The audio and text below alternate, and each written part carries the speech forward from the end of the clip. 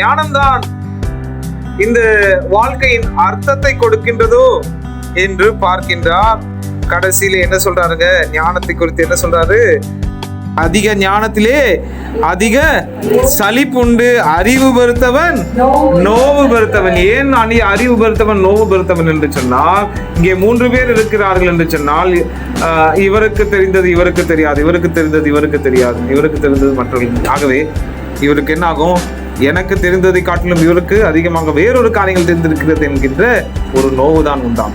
ஏனென்றால் எல்லாரும் முழுமையாய் அறிந்து கொள்ள முடியாதபடினாலே அறிவு பெருக்க பெருக்க பெருக்க அறிவு எந்த அளவுக்கு இருக்கிறது என்கின்ற போதுமான தன்மை நமக்கு உண்டாகாமல் நாம் அறிந்து கொள்ளக்கூடாததை பற்றிய ஏக்கமும் பாரமும் நமக்கு அதிகமாய் உண்டாகிறதுனாலே அறிவு பெருத்தவன் நோவு பெருத்தவன். நோக்கம் அறிவிலே இல்ல, ஞானத்தில் அல்ல என்பதை புரிந்து கொள்கின்றார். யார் அவர்? மிகப்பெரிய ஞானி.